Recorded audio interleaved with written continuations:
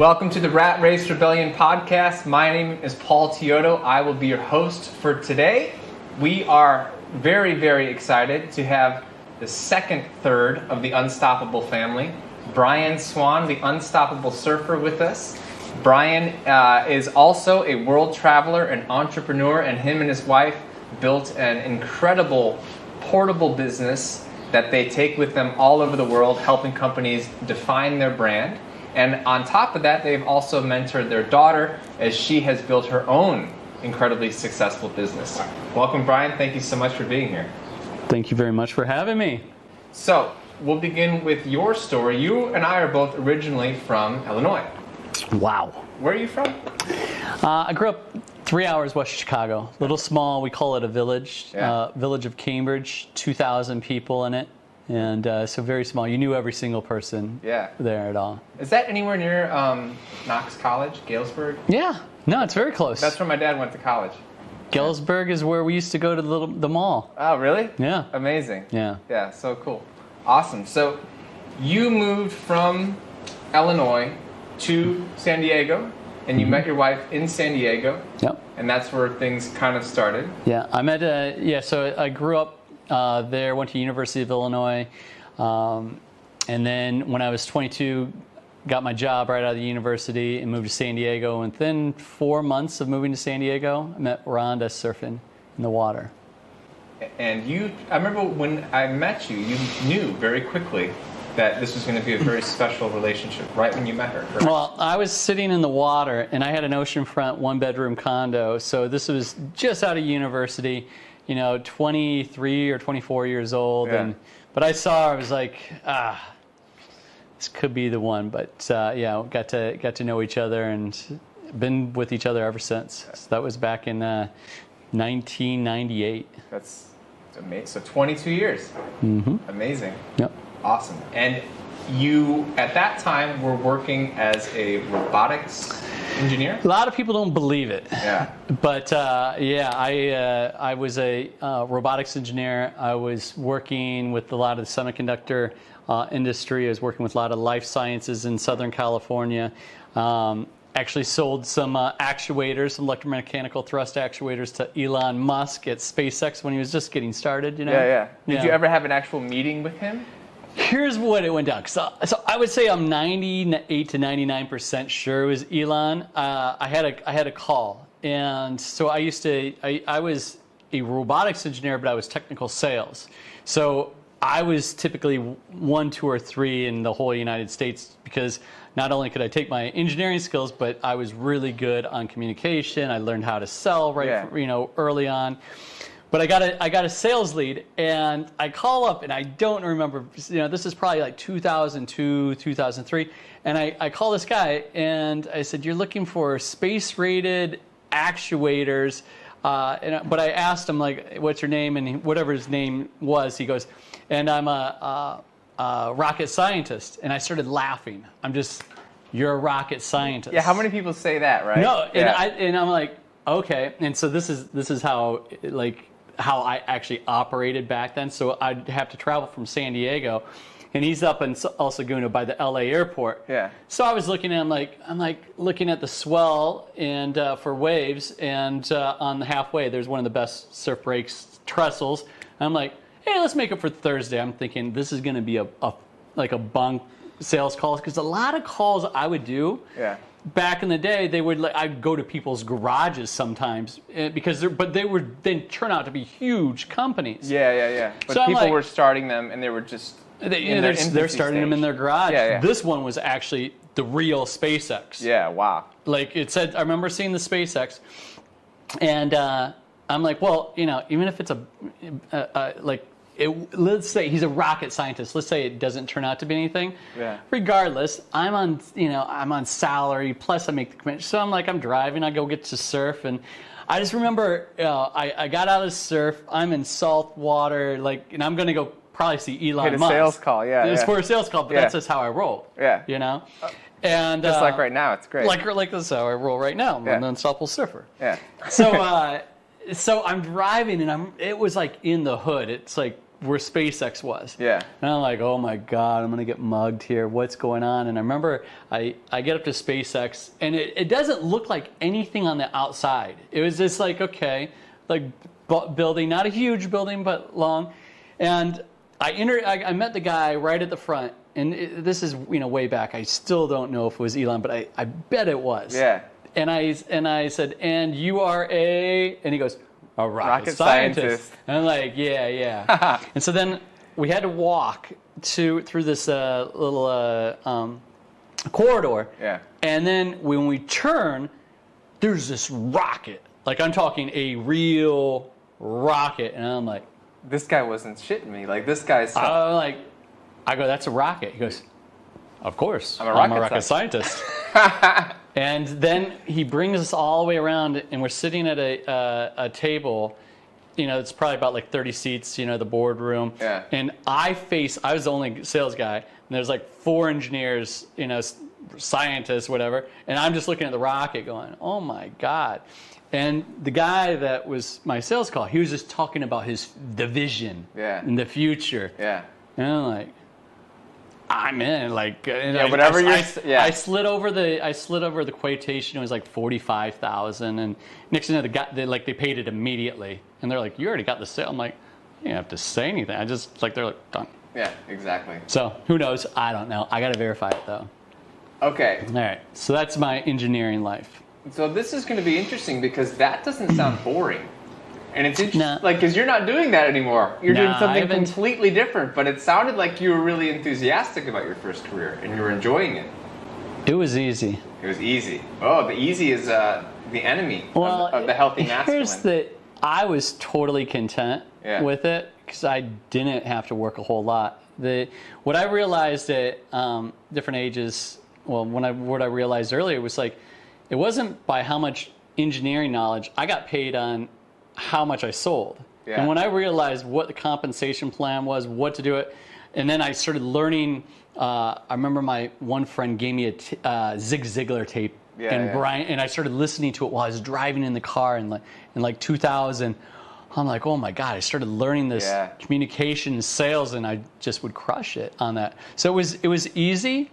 I was content, but it was my wife that she's the one who retired me, and it wasn't because I didn't like it. But I always question myself, like, is there any legacy from this? I'm like, I'm just like, that's cool. I'm selling it, stuff for rockets and stuff, but what is what is the meaning? I don't know. And it was my wife who actually retired me. She had the vision bigger than I did. I was like, I'm making 6 figures. I get to take off. I can go surf, before I go see SpaceX and stuff. It was easy. No, that level of that Southern California lifestyle it's pretty amazing. It really is on a day-to-day basis, and it's a lot to leave behind.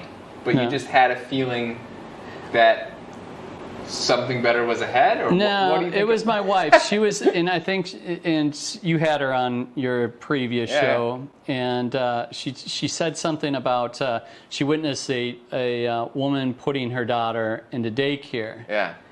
And it was that why where she's like, I'm never going to have a child and put them into daycare. She made that. So she made that determination. Me, I'm like, that sounds so un-American. You're supposed to put your kids in daycare, and that's the way to do it. That's the way it rolls. Yeah. But what I saw, and this was the biggest thing, is that when she got started in this business, it was in the personal development industry. She started becoming just a more incredible person. What I'm saying by that is that you could see that she was different. Yeah. And she was learning. She was progressing. I was kind of I was a little fearful of what's this black magic? What is she learning, And what I gave her so much flack, you got a graduate degree and you're making these funny phone calls to people that are looking to work from home.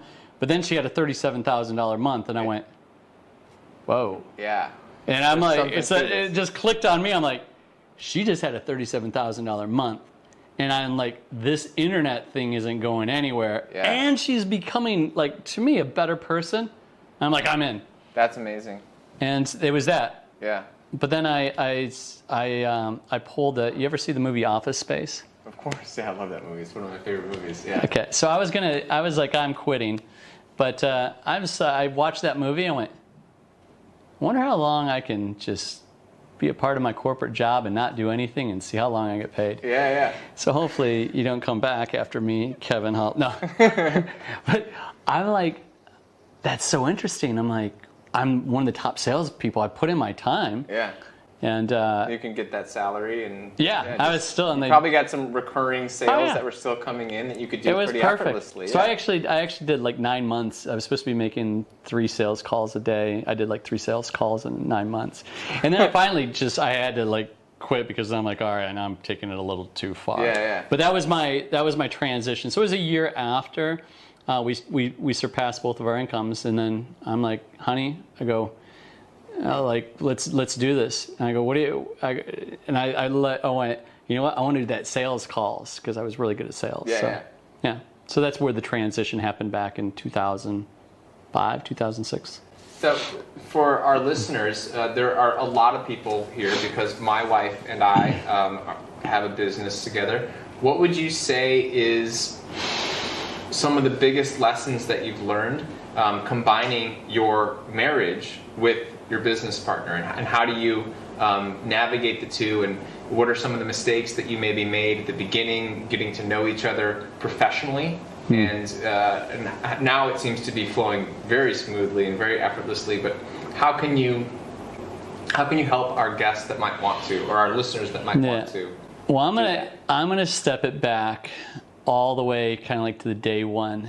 And in order to have a relationship, first of all, especially if the other one's not on board, and I had this question so many times when we were first starting out, and we were successful, and they're like, well, you know, my husband's not on board, my wife's not on board, and I'm like, well, you're never going to bring them on board until you actually become that person. And I said, nagging him or her is not going to do it. And you're like, you can't bring them. It's like bringing a horse to the water, but you can't make the horse drink, right? That's so true. So the biggest thing is that you got to become a better person, and then they will come along. Rhonda, at first, she was like, listen to this, and I was like, what is this? Like, law of attraction and goals. Foo-foo, new age stuff. Yeah, dude, I get it. I was the same way, But then she was that person. And I'm like, Well, the insides began to change. Absolutely. And then the outsides were $37,000 a month, and then that got your attention. And what you said, like you said, she had the $37,000 a month without compromising her integrity. It made her a better person that was more attracted to you, right? Yeah. I mean, and then it was from there. It was. Then you started like so. Then that was the number one. You got to be that better person. And if you're not that better person, then like it's probably game over. Because she was going in a direction, and if I didn't head that direction with her, there's no way we would be together. Absolutely. You know, she was on her own path. You have to grow separately, but grow together. Exactly. As partners. Right. If I was, there's no way me being an engineer still, it would have never worked out whatsoever. So that was the biggest one. You know, now it's, you know, it's so many years later.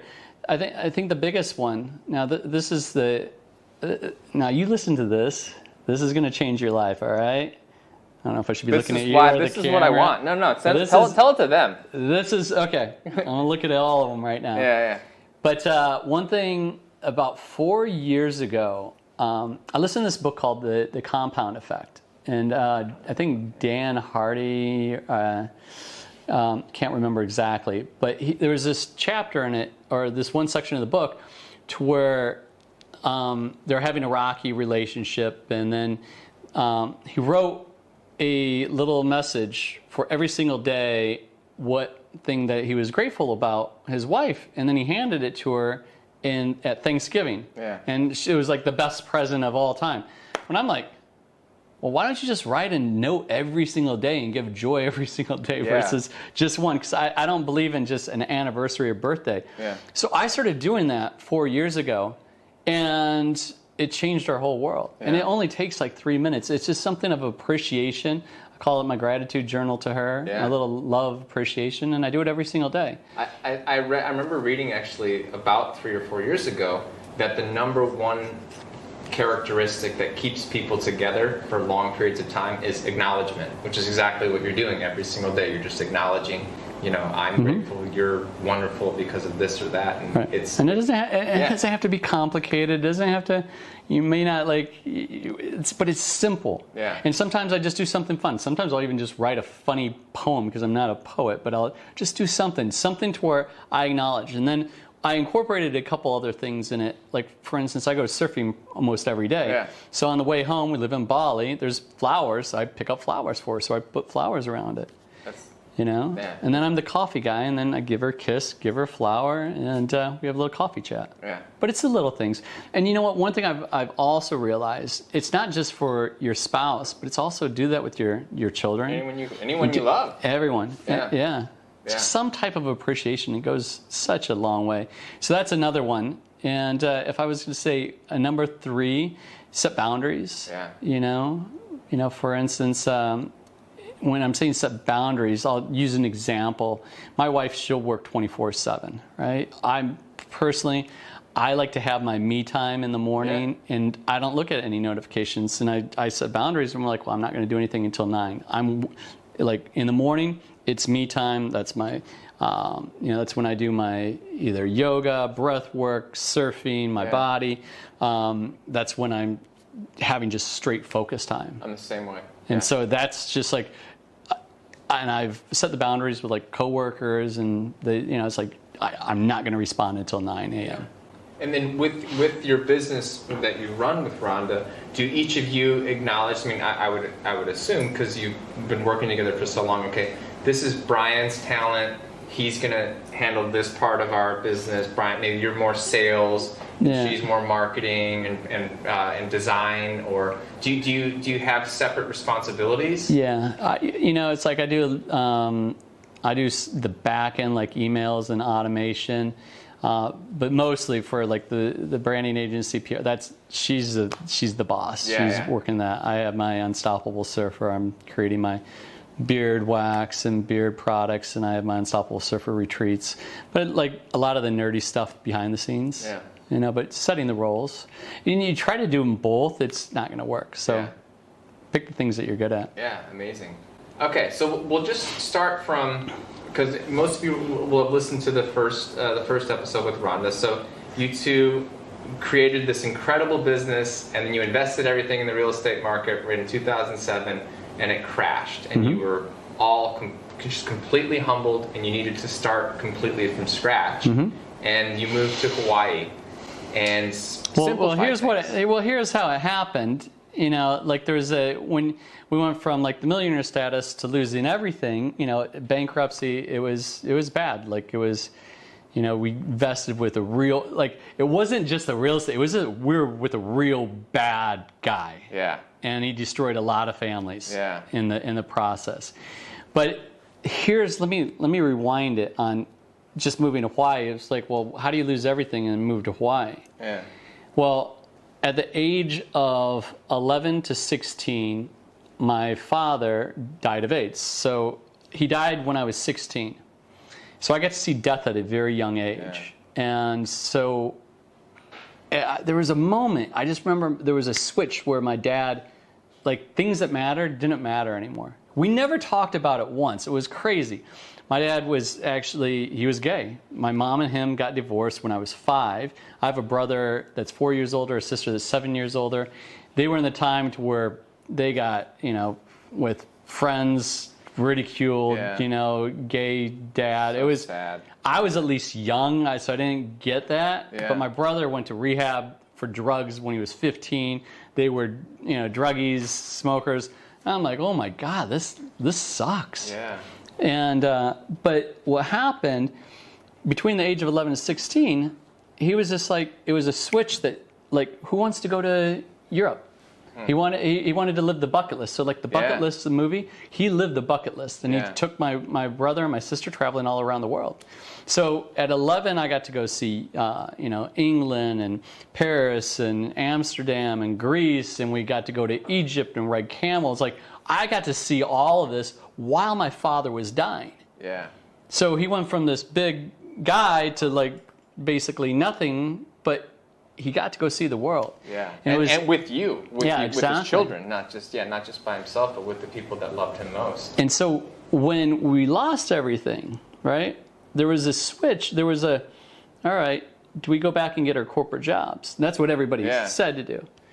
And I'm just like, I don't know what to do. My wife, she says, I made a vow to never put my child in daycare. Yeah. And I said, if we don't do this now, you never know when today may be your last. Yeah. So like when my father, when he contracted AIDS, he didn't know if he had 6 months to live, a year to live, 2 years to live. At least he saw 5. Yeah. But I was like, even though we're young, we're 30 years old, or a little bit after that, but it's like, what do we have to lose? What's the worst case? Yeah. We were getting ridiculed and shunned for, how could you do this to your daughter? And she's going to be, but I'm like, what? I'm going to go with my heart. Yeah. And if something doesn't work, you can always course correct.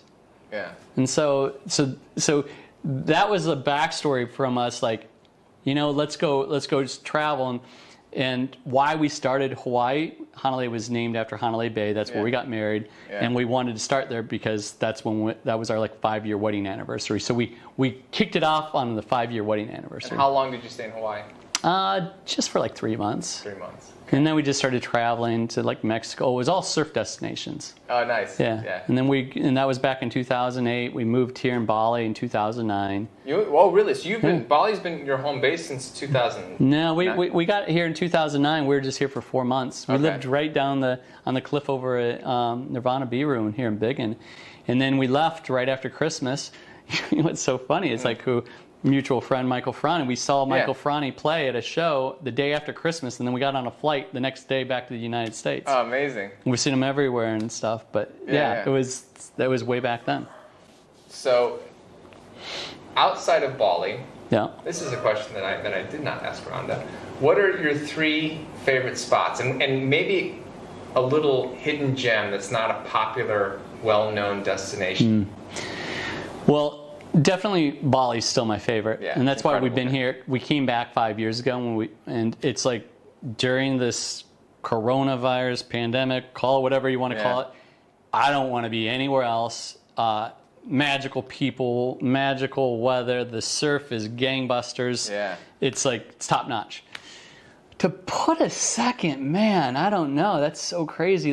I love the North Shore of Hawaii, and just because of the surf.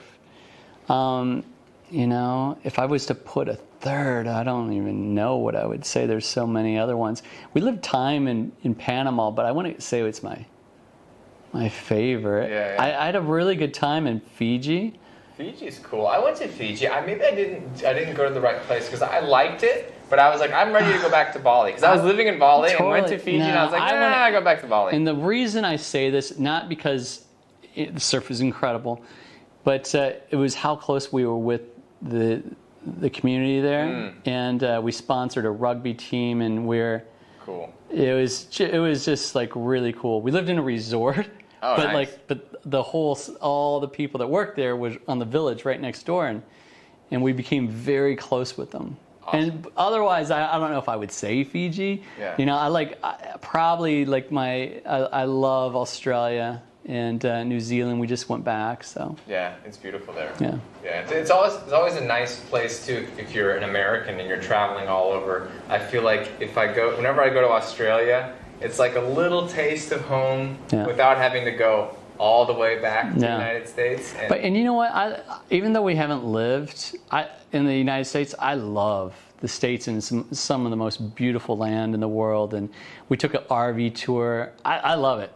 I don't live there, but I still love it. No, I agree. California coast is beautiful, up in Oregon, then the beautiful deserts in in Arizona, and it's great. And then Chicago's a great city too. I always tell people, go check it out, Yeah. It's like one of the hidden gems of America. Yeah.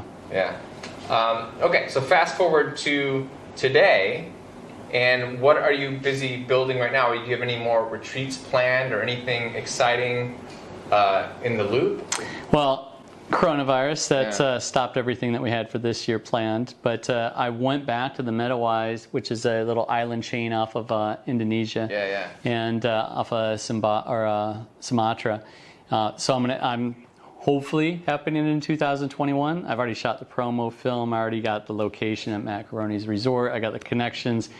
Now it's just like, if we can do it, we do it. Yeah. And if not, I'll do it internally here because there's enough people. Yeah, absolutely. So we have that. I'm launching my Unstoppable Beard product line. That's been in the making for like 2-3 years, ever since I've got this beard 4 years ago. I mean, you said that beard used to be longer, right? Oh, I used to have it way down to here. And we'll talk about beard in a second, but real quick, so what can somebody expect from a retreat? Because I love retreats. It's one of my passions. It's one of the reasons why I've created this show, is to keep people enthusiastic about traveling the world, which both of us are. On your retreats, like what does a day look like? What's the journey that you take someone over the course of, 5 days, 7 days? Yeah, it's probably going to be 7 to 14 days. Nice. 7 and then like an extension. And so my wife and I, we've been doing retreats for the last 10 years. And my wife, she hosts like the VIP branding retreat. So it's like you got the media, and it's a lot of work, where mine is more about hanging out, masterminding. It's like my retreats, having the experience.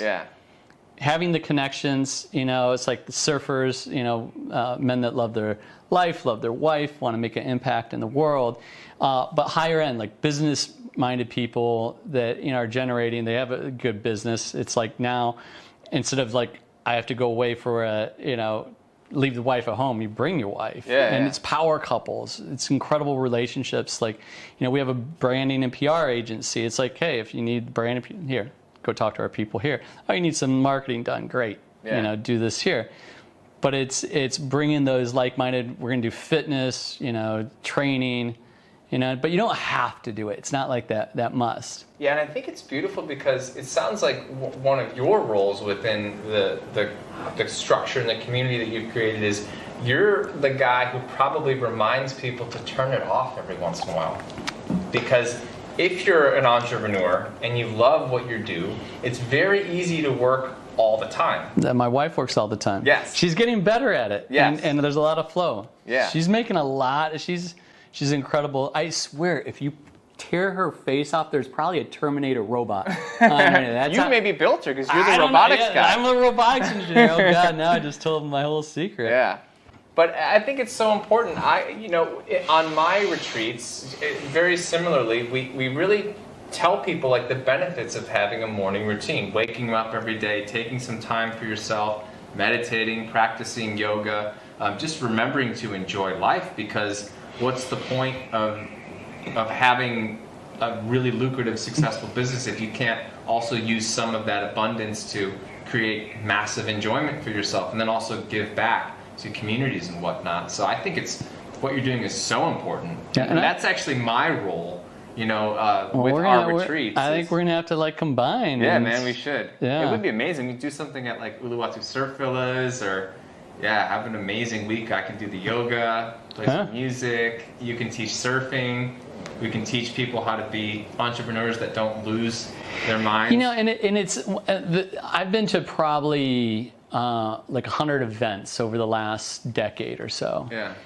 And one of the things, it's getting people out of their own space is the biggest thing. So why do you have it wow, Bali's a long way? I'm like, there's a reason for it. Yeah. It's to get you out of your environment. Yeah. So you can actually think and look at things a little differently. Yeah. And the culture here is just so incredible. Absolutely. Yeah, people really don't and you come here and just the way that it makes you feel, and the people whenever I lead a retreat here, people are always, at some point, they're always crying, they're in tears, they're just so grateful. And then you see the impact that you're able to make on somebody in such a short period of time. Yeah. And as much as I want to take credit for it and say it's all me, it's really Bali does 75% of the work for us. Well, the Bali does, but it's they're attracted to you for some reason. It's just like giving them that space and letting them be. Yeah. Letting them be. That's so true. Yeah. And you give them, it's like Rhonda's really good at setting this for like to start her retreats of making like an upfront contract. Like, you're not in the USA anymore. There's going to be things that are not going on. And when you set those expectations right up front, and that was what always also made me successful in like sales calls, is I would set up a upfront contract with them, and you set those expectations, and they're like, okay. And then you know the rules, you know how to play the game. Yeah.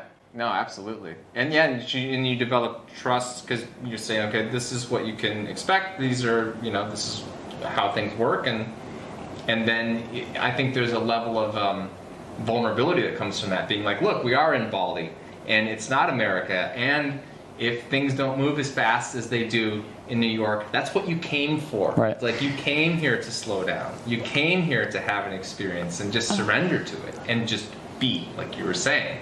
That's probably when people ask, like, how have you traveled around the world with, especially with a 1-year-old when you first start?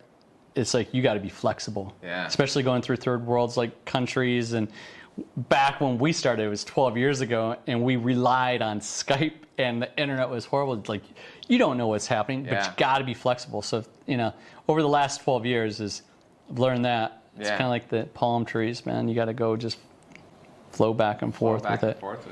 Yeah.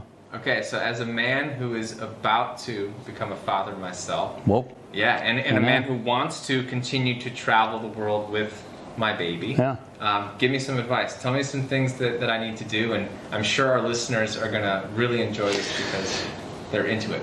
Yeah, well, write that note of appreciation every day, and here's why. Is because, let's say, like my daughter sees what kind of man that she should expect. So it's not just for my wife, and most importantly, it's about me writing the message. Of course. But those little things on how your kids see you is such an important factor. What we did, our first event that we went to, our first personal development event, we saw a man speak. His name was Michael Auger, and he was speaking on law of attraction. And I was just like, law of attraction? What is he talking about? But one of the things that he said, this is back in 2005, he says, if you're going to be parents, do this. Take the words no, not, and don't out of your vocabulary. And try this. Like, this is really tough, because if you think about when you're growing up as kids, don't do that, stop. And, it's like, it's all negative reinforcement. Yeah. But, versus being mindful of, Hanalei, you're up high. There's consequences. Yeah. You can't use it when your kid's running in front of a truck. You're like, then you stop, right? Yeah. But what happens is you become mindful of how you speak versus having it just subconsciously, just saying things. And when you mindfully have to think about it, it's tough. Yeah. And we, did it for like 2 years before Hanalei was born. And so, and that was a big thing. Just having her making decisions, because when kids are able to make decisions at an early age, they're able to make decisions as they're growing up, and it's much more easier. Absolutely, it's like by raising your daughter that way, you were able to eliminate a lot of limiting beliefs that kids are growing up with, because there's the no, that's not possible, don't do that. Shrink yourself, and it's like you were saying, like, yes to life, yes to your ideas, yes to your voice, yes to. It was having, like, for Hanalei, she's a human being, and when we were going through Byron Bay, this is before Hanalei was born. I love Byron Bay. And we got a book. It was actually in Nimbin, the other town right outside of Byron Bay. But we all bought a book. It was the Celestine Prophecy, and one of the chapters was a gentleman. The woman was traveling with her 4-year-old daughter, and the gentleman said, "What's your daughter's name?" And she goes, "Why don't you ask her?" Yeah. And it was that point of allowing them, like, they're human beings, and they have, they can make decisions, and they're. I am a human. Yeah. Versus, what does your daughter like to eat? Ask her. Yeah. But if you think about this, that's, parents, they talk for their kids. Yeah, that's so true. Wow. Powerful stuff. But yeah, that hits me right there. I was like, yeah, that's definitely something that I've seen reinforced in Western countries, America, Canada, wherever. It's like you can totally eliminate that, and then you raise a child who goes after their dreams, which is what your daughter is at a very young age doing. Well, that was the thing that we didn't ask her, what do you want to be when you grow up? Yeah. We asked her, what do you want to be now? Yeah. And my wife, we got the video. We were living in Panama. We went over to Costa Rica, and she was on the beach. And my wife on the video says, she said, what do you want to be when you grow up? Yeah. And she goes, I want to be a fashion designer. And Rhonda turned it around and said, you know that you could be that now. And you saw this little glimpse, like, really? Yeah. And, at the age of 8, we figured we didn't know she was a fashion designer, and then she was discovered. And then at the age of 9, she borrowed $20, started selling these keychains. By the age of 10, she made her own fashion line. And in January of 2011, she sold her first clothing line, her first collection, and had a 6-figure year at the age of 11. So it was pretty cool.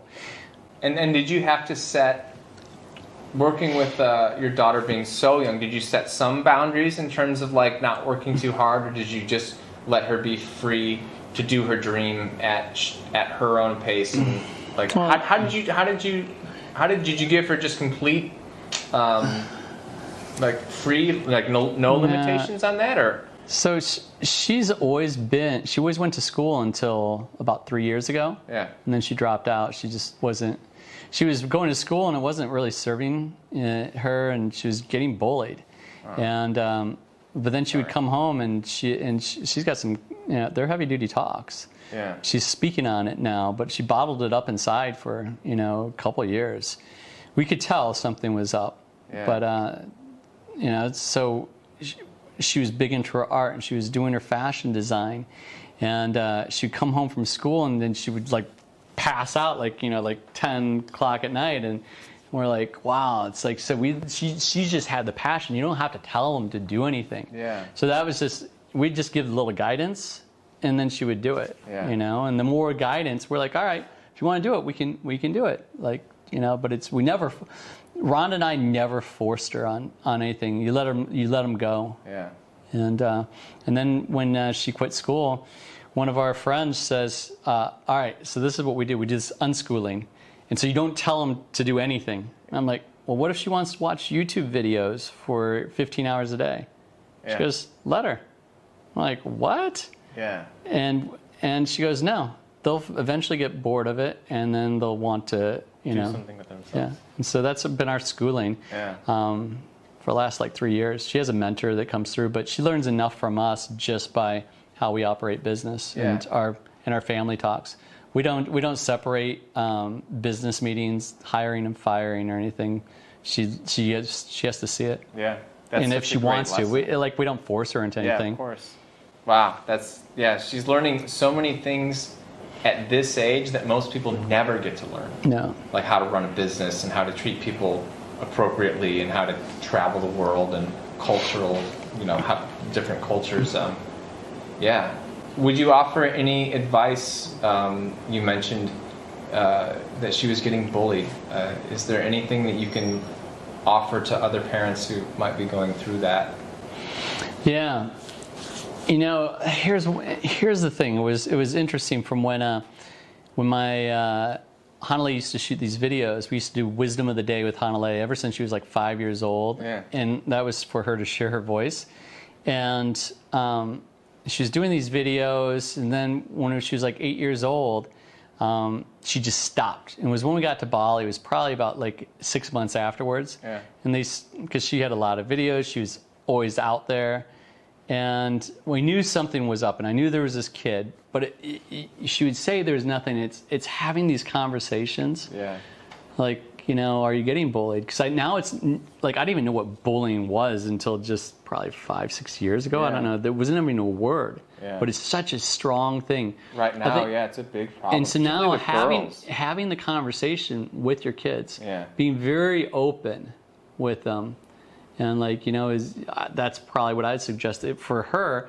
it took her to just break down, and she came to us and she's like, I've been dumbing myself down for the last year, and it's like, wow. Yeah. And so much, and you have no idea like on how much that builds up, and that's then trauma in their life. Yeah. It's so like all this repressed negativity that just gets stuck in their systems. Yeah.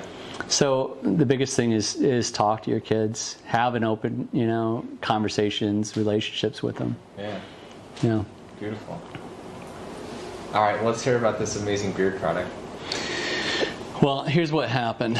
Since I've had this beard for the last 4 years, my wife and my daughter have been like, when are you going to make a beard product? And I'm like, yeah. And I use excuses. I guess I'm a lazy person too, and maybe don't bring things across the finish line. But those things are changing. Like for the last couple of years, we've been traveling all around the world. Now we're in coronavirus. Can't leave the country, could, but it's challenging. Why? Yeah. We don't have any events to go to. Yeah. And I'm like, there's no other excuses I can have. Yeah. And why not? And it's also in alignment with what we do too. Like for instance, Hanalei sells clothing and learning e-commerce and having your own brand and it goes with kind of like my having a beard. That's what I do. So it's like I don't have to I'm not creating something that's off track. Yeah. And it's about having fun videos and yes, we're using eco-friendly, sustainable materials. That's part of our values, right? But it's, for me, it's like I got a beard. I guess I'm more what is it? Now I'm going to call it professional. But like if anybody can talk about beards, I can talk about beards. You're a beard boss. Yeah, I'm the unstoppable beard. I love it. So I've never had a beard that long. No. But for that, like, what's the what's it made of? Like, what helps your beard stay? Well, I never knew, but the oil is the big thing to where you don't get the itchy, because when you go through the first 30 to 60 days, it's so itchy. Right. Yeah. So that's where the oils come in. So. Oil is going to be one of our first products with a balm, and we're going to be releasing that September 18th. And then we're going to be having different little launches. We're not going to have a huge amount. It's going to be kind of like a inner circle. Yeah. Produced here in Bali? No, we probably will, but right now it's coming out of the USA. Okay, cool. Yeah. Awesome. Yeah. What's the name of it? Unstoppable Beard. I love it. So we got Unstoppable. There's the shirt. Yeah. So this is Unstoppable Surfer. This is the podcast. So I'm Unstoppable Surfer, Unstoppable Beard, Unstoppable Family. My wife's the Unstoppable Mama. My daughter, she's the Unstoppable Kid, but then she renamed herself to the Hanalei Swan. Yeah. She just wanted to be herself. She's like Prince. She's already rebelling. Yeah. Yeah. She's Hanalei Swan. That's awesome. Yeah. Cool. So it's more of, it's fun, but now I'm taking it really serious on the launch in an unserious manner where it looks like I'm just kind of... Yeah. But it's a very strategic how we're doing it. Yeah. And that's what makes it really fun. Of course, yeah. We can't take ourselves too seriously. And I think that people really appreciate when somebody is willing to not take themselves too seriously. It's very endearing. And I'm also showing how we're doing it too. Yeah. Amazing. Yeah. So it's kind of open up our playbook and seeing this is how it goes. Yeah. Cool. Well, Brian, thank you so much for being a part of this. Rat Race Rebellion, Brian Swan, member number 2 of the Unstoppable family. Check him out. Check out the Unstoppable Beard. And if you don't have a beard, be on the lookout. I have a feeling the growth oil will come your way. The growth oil will come your way. And then also what will probably come your way is some sort of a surfing and yoga retreat experience in Bali with the 2 of us. I can see that. I think so. Coming in the future. Have a beautiful day, everybody. Take care.